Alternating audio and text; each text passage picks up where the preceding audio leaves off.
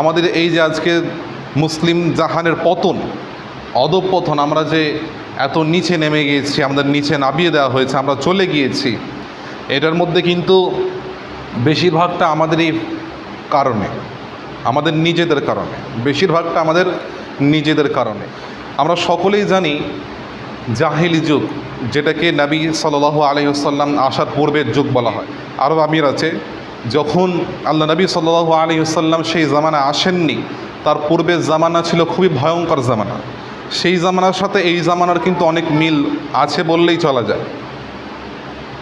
আমরা অনেক উন্নত, তবু আমরা জাহেলদের মতোই মূর্খ হয়ে রয়েছি, জ্ঞানহীন হয়ে রয়েছে। আরব বিশ্বে সেই সময় আমরা ইতিহাস ঘেঁটে দেখেছি, আরব বিশ্বের তখন ছিল অজ্ঞ, মূর্খ। তাদের সেই সকল জ্ঞান ছিল না যে তারা তাদের জাতিকে এগিয়ে নিয়ে যাবে, তারা তাদের জাতিকে এগিয়ে নিয়ে যাবে। তাদের মধ্যে কিছু ছিল একদমই অজ্ঞ, এবং কিছু ছিলেন যারা দ্বীনে ইব্রাহিম আলাইহিস সালামের প্রতি ছিলেন। তার মধ্যে অন্যতম হচ্ছেন আব্দুল মুত্তালিব এবং আবদুল্লাহ, অর্থাৎ আল্লাহ রসুল সাল্লাল্লাহু আলাইহি সাল্লামের আব্বাজান এবং তার দাদাজান। তাঁরা কিন্তু দ্বীনে ইব্রাহিমের ওপরেই ছিলেন। তো আমরা ইতিহাস থেকে জানতে পারি যে আজকের বিশ্বের আরব বিশ্ব যারা, তারা কিন্তু নবী সাল্লাল্লাহু আলাইহি ওয়াসাল্লামের আসার পূর্বে তারা ছিল একেবারে গাফেল, মূর্খ। তারা ব্যবসা বাণিজ্যের ক্ষেত্রে তাদের প্রয়োজনে তারা কিন্তু উত্তর এবং দক্ষিণে তারা যাতায়াত করত। পারস্য এবং রোম সাম্রাজ্যের সাথে তাদের ভালো মেলামেশা ছিল। পারস্য এবং রোম সাম্রাজ্যের সাথে যারা পড়েছে তারা ভালোভাবে জানবে, এরা ভালো জানবে, পারস্য এবং রোম সাম্রাজ্যের সাথে ভালো করে তাদের সম্পর্ক ছিল, এবং সেই সময় তাদের জ্ঞান ও বিজ্ঞান দুটো ক্ষেত্রেই তারা উন্নত ছিল। এই দুটো ক্ষেত্রেই তারা উন্নত ছিল, কিন্তু তাদের সাথে মেলামেশার পরেও আরব জাতি তারা কিন্তু জাহিলিয়াতের মধ্যেই পড়ে রইল। তাদের সেখানে শেখার কোনো কিছু তারা শিখল না, বুঝতে পারছেন? আরব জাতি যারা ছিল তারা রোম, পারস্য, তার উত্তর ও দক্ষিণে তাদের ভালো সম্পর্ক থাকার সত্ত্বেও তাদের জ্ঞান বিজ্ঞান সমস্ত পড়াশোনা ইলম থাকার সত্ত্বেও তারা কিন্তু তাদের কাছ থেকে ইলম সঞ্চয় করলো না। এই ইলম সঞ্চয় না করা, এটা ছিল একটা তাদের বড় ভুলও বলা যায়। অপরদিকে তারা এখানে বলছে কিন্তু আরবরা কখনোই তাদের থেকে জ্ঞান বিজ্ঞান অর্জনের চেষ্টা করেনি, কেননা তারা বিশ্ব ও ইতিহাস থেকে নিজেদেরকে দূরে রেখেছিল। পারস্পরিক সংঘাত, প্রতিশোধ, বড়াই এবং একে অপরের ঠাট্টা বিদ্রুপ করা নিয়েই তারা কিন্তু ব্যস্ত থাকত। এই কারণেই আরববাসী তখন জাহিলিয়াতের মধ্যে ছিল। এই করতে করতে অনেকটা সময় নবী সাল্লাল্লাহু আলাইহি সাল্লাম আসার পূর্ব পর্যন্ত আরববাসীরা জাহিলিয়াতের মধ্যে ডুবেছিল। তারা বেশিরভাগটাই নিজেদের মধ্যে ঠাট্টা বিদ্রুপ, ঝগড়াঝাঁটি, মারপিট এবং পারস্পরিক সংঘাত, প্রতিশোধ, বড়াই, একে অপরের লড়াই, এইসবের মধ্যে ব্যস্ত থাকত। আর সর্বোচ্চ ব্যবসা এবং মদ্যপান ও খেল তামাশার মধ্যে তারা কাটিয়ে দিত। আরব বিশ্বের কথা বলছি, এরপরে কিন্তু আমাদের বনাম তুলে ধরব। এরপরে তারা প্রায় প্রত্যেকেই, আরবরা তাদের গোত্রীয় জীবনযাত্রা সবচেয়ে বেশি ভালোবাসত হচ্ছে কবিতা পাঠ করা, কাব্য পাঠ করা, কবিতা পর্যন্ত কবিতা পাঠ করা, বংশধারা, এই দুইটো নিয়ে তারা বেশি ব্যস্ত থাকত। এক হচ্ছে কবিতা পাঠ করা, মনোরঞ্জন একদিকে, আরেকদিকে হচ্ছে তার বংশ বিস্তার, কীভাবে তার বংশ বিস্তার করা যায়। এই দুটো বিষয় নিয়ে তারা বেশি এগিয়ে থাকতো। তারা কাব্যশিল্পে দক্ষ ছিল, তাই তারা সেটা নিয়ে বড়াই করত। আর বংশ সংরক্ষণের প্রত্যেক গোত্রের কাছে এক গোত্র অপর গোত্রের থেকে কীভাবে বড় হওয়া যায়, কিভাবে গোত্রের বংশ পরম্পরা হিসেবে তাদের কীভাবে বড়াই করা যায় নিজের, সেই বড়াই নিয়ে তারা পড়ে থাকতো। এই যে দুই বিষয়, কাব্য এবং বংশগোত্রীয় অর্থাৎ বংশবিস্তার, এই দুটো বিষয় নিয়ে তারা এগিয়েছিল বলে দুনিয়াবিদ কাজ তারা কোনো রকম ইলম শিক্ষা চর্চা তারা কোনো রকম কিচ্ছু করতে পারেনি, এবং সেটাই ছিল তাদের দুটো মাইনাস পয়েন্ট। এই দুটো কারণেই তারা তাদের গোত্রে যে সম্মানহানি করতে ব্যবহার করত, এই দুটো কারণেই তারা কিন্তু দুনিয়া থেকে পিছিয়ে ছিল। জাহিলিয়াত, মূর্খতা, অন্ধকারাচ্ছন্ন জামানায় তারা ডুবেছিল। সর্বদা গোত্রীয় দলবদ্ধতার কারণে এক পারস্পরিক সাংঘাত, দ্বন্দ্ব, বংশ নিয়ে অহংকার করে লিপ্ত থাকার ফলে তারা একক জাতি গঠন করতে পারেনি। পরস্পরে হিংসা, বিদ্বেষ এখন যেটা হয়ে থাকে, আমাদের মধ্যেই তো আমরা দলাদলি করি, মারাপিট করি, কে কাকে বড় করতে চায়, কে কাকে ছোট করতে চায়। এই তখন জাহেলিয়াতের জামানায় এটা ছিল। এই করতে করতেই তারা কিন্তু অপর গোত্র, আমরা একটা গোত্র, ওরা একটা গোত্র, সেভাবে ওরা একটা গোত্র, এই গোত্রের মধ্যেই তারা কী করতো, বিবাদ করতো, ঝগড়া করতো।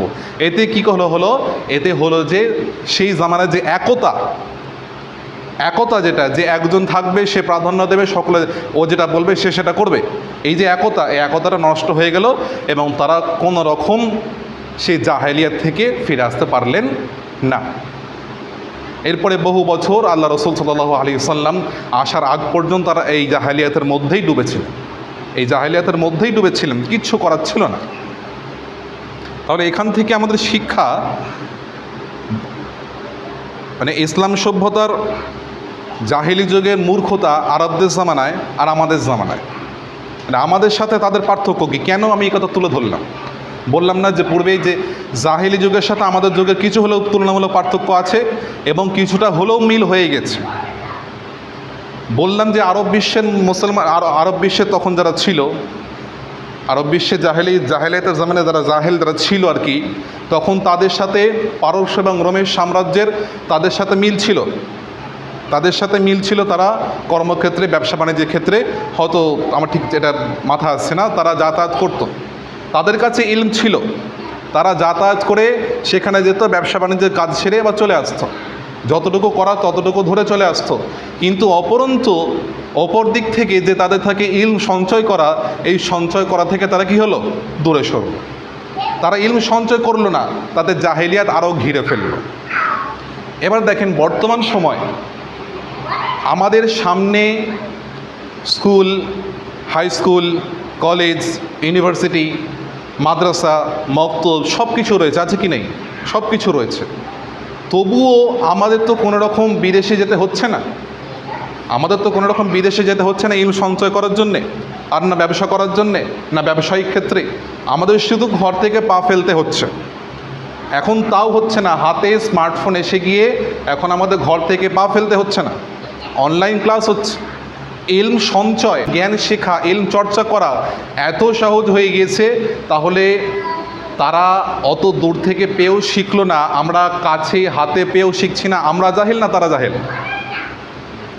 বলো রাজ, আমরা জাহেল না তারা জাহেল? আকাশ, আমরা জাহেল। তারা রোম পারস্য উত্তরে যেতে ব্যবসা বাণিজ্যের ক্ষেত্রে তাদের জ্ঞান বিজ্ঞান ছিল, জ্ঞান চর্চা ছিল, তাও তারা শিখলো না। দুনিয়ার মোহ মায়া লোভের মধ্যে তারা পারস্পরিক দ্বন্দ্বে লিপ্ত ছিল, কবিতা পাঠে এবং তাদের বংশ পরম্পরা নিয়ে বড়াই করত। তাদের অত দূর যেতে হবে তাদের এটা মাথায় খেলতো না। কিন্তু আমাদের যখন হাতে স্মার্টফোন থাকতে, আমাদের হাতে কাগজ পেন থাকতেও, কলম পেন থাকতেও, আমাদের সামনে স্কুল থাকতেও, মাদ্রাসা থাকতেও, হাই মাদ্রাসা থাকতেও, খারেজিয়া মাদ্রাসা থাকতেও, সমস্ত রকম ইউনিভার্সিটি, কলেজ থাকতো, আমরা কেন ইলম অধ্যয়ন করছি না? তাহলে তাদের থেকে জাহেল আমরা বেশি, আমাদের তো কোনো চিন্তা নেই, তো তাহলে আমরা তাহলে তাদের থেকেও জাহেল হয়ে গেলাম, 1 নম্বর। 2 নম্বর কি বললাম, যে তারা পারস্পরিক দ্বন্দ্বতায়, পারস্পরিক বিরোধে, পারস্পরিক বড়াইয়ে, কে কাকে বড়াই করতে পারে, কে কত বড় হয়ে উঠতে পারে। আমি এত বড় মানুষ, আমার এই সম্পত্তি, আমার ওই অধিকার আছে, আমার এই এত জায়গা জমি আছে, এ আছে সে আছে, করতে করতে তারা বড়াইয়ের মধ্যে লিপ্ত থাকতো। তাতে তাদের জীবন এবং ইতিহাস দুটোই কি হলো, ধূলিসাৎ হয়ে গেল।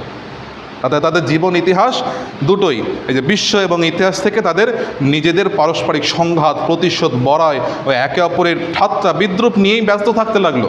এতে কি হলো, তাদের সমস্ত জীবনটাই নষ্ট হয়ে গেল। আমরা তাদের জাহেলিয়াতের যুগের মানুষ বলে পরিচয় পেয়ে আসছি। তাহলে আমরা কি তাদের ভালো চোখে দেখছি? তাদের জাহেল, মূর্খ, অজ্ঞ বলছি? তাহলে এখন বোঝেন, আমাদের জামানাতেও দেখা যায় এই বিষয়গুলো কিন্তু আরও বেশি, তাদের থেকেও আরও বেশি। এরপরে বলেছে, আর সর্বোচ্চ ব্যবসা মদ্যপান ও খেল তামাশাতেই করে থাকত। এখন ওটাই হচ্ছে জীবন, আমাদের হয়ে গেছে খেল তামাশা। একটু খেলাধুলা করি না, একটু ফোন ঘাঁটি না, একটু খেলা করেন, একটু খেলে আসি, একটু আড্ডা মেরে আসি, একটু এখানে গিয়ে বসি, একটু পাড়ায় ওই মাচায় গিয়ে বসি, একটু এদিকে গিয়ে বসি, ওই বন্ধুর বাড়ি গিয়ে বসি, একটু স্ট্যান্ড ঘাটে ঘুরে আসি। এটা হচ্ছে আড্ডা মারা, এটা হচ্ছে আড্ডা মারা, মদ্যপান এবং খেলতামাশা। জীবন খেলতামাশা করে বিতিয়ে দিয়ে তাদেরকে আমরা জাহেল বলে পরিচয় পেয়েছি।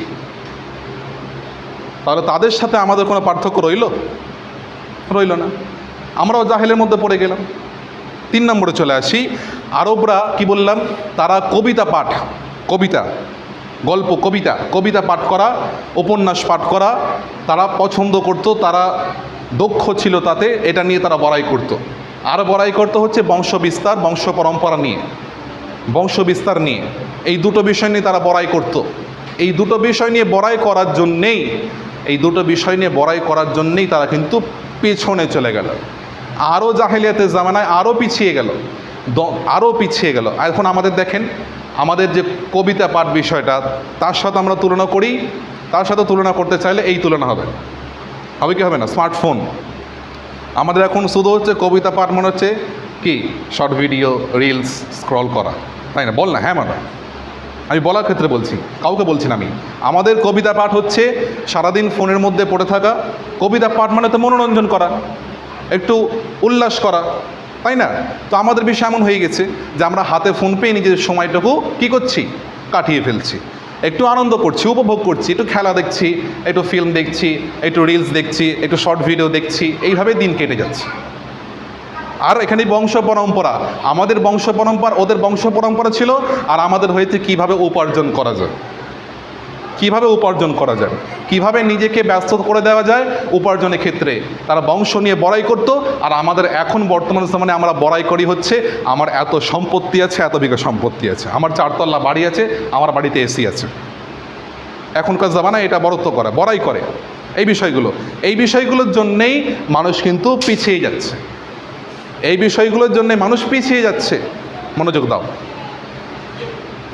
তাহলে কি বললাম, এই দুটো বিষয়ের জন্য মানুষ পিছিয়ে যাচ্ছে। বড়ত্ব, নিজের বড়ত্ব, অপরকে ছোট করা, অপরের সাথে দ্বন্দ্ব বিলাপ করা, অপরের সাথে নিজেকে তুলনা করা, এই তুলনার ক্ষেত্রে আমরাও কিন্তু ডুবে যাচ্ছি। বংশ পরম্পরা আর আপনার কবিতা পাঠ যারা ব্যস্ত ছিল, আমরা ব্যস্ত ফোনের মধ্যে, আমরা ব্যস্ত টাকা উপার্জন করতে, কি করে ধনসম্পত্তি বাড়ানো যায়, কি করে বলা যায় যে ও ছোট লোক, ওর তো ঘর বাড়ি নেই, একটা ঘরে থাকে খায়, আমার 2 তলা 3 তলা বাড়ি, বলে কি বলে না? বলে তো। তাহলে তাদের মধ্যে আর আমাদের মধ্যে পার্থক্য রইল না। ঠিক তেমনই আমি এখানে আপনাদের সামনে ওটাই তুলে ধরছি যে তারাও যে বললাম যে একতা গঠন করতে পারেনি, একক হতে পারেনি, এই কারণের জন্যই তারা দলবদ্ধ হয়েছিল, দল থেকে বিচ্যুত হয়েছিল, গোত্র থেকে বিচ্যুত হয়েছিল, যে আমার গোত্রের বংশ পরম্পরা বেশি, এই কবিতা পাঠ করতে পারে বেশি। এই দুটো কারণের জন্যে আমাদেরও বিষয় হয়ে গেছে এরকম। ওর কাছে কেন যাব আমি, ও আমার কাছে আসুক, আছে কি নেই? আছে তো নাকি নেই? ও তো বড় লোক মানুষ, আমি কেন ওর কাছে? ও তো ছোট লোক মানুষ, ওর তো ঘর বাড়ি নেই, ও তো দিন আনা খায়, আমি কেন ওর কাছে গিয়ে হাত পাততে চাইব? আমি কেন ওর কাছে গিয়ে দাওয়াত দিতে যাব? ও ছোট মানুষ, আমি বড় মানুষ। আমি শুধু ঘর বিষয়ে কথা বলছি না, বাইরের দিকে আপনি চলে যান, সমাজের দিকে, এই মসজিদ ওই মসজিদ, কিছুটা হলেও দ্বন্দ্ব আছে কি নেই? এই মসজিদ আমাদের ওখানে মসজিদ, কিছুটা হলেও দ্বন্দ্ব আছে কি নেই? তাহলে তোদের মসজিদে ছোট, তোদের মসজিদে এসি নেই, আমাদের মসজিদে দুটো এসি আছে, গরমকালে চলে। তোদের মসজিদে রমজান মাসে ইফতার হয় না, আমাদের মসজিদে হয়। বড়ত্ব। আর এখানে এসে সে ব্যক্তি বলল, জানেন যে ওই ব্যক্তির পাড়ার লোক বলেছে যে এই বিষয়গুলো হয়েছে, আজ থেকে যাবি না মসজিদে নামাজ পড়তে, ওদের সাথে কথা বলতে হবে না। এই হচ্ছে বড়। তাদের ছিল গোত্রের বিষয়, আমাদের এই সামাজিক বিষয় এই হয়ে গেছে। আমার কোনো সিলসিলার মধ্যে আমি থাকলে অন্য সিলসিলা তাকে বলছে খারাপ, এইভাবে কয়েকটা সিলসিলা আছে, তারা অন্য সিলসিলাকে বলছে খারাপ। এই জন্যে দ্বন্দ্ব, একতা সৃষ্টি হচ্ছে না। এই একতার জন্যেই কিন্তু মুসলিম পিছিয়ে গেছে।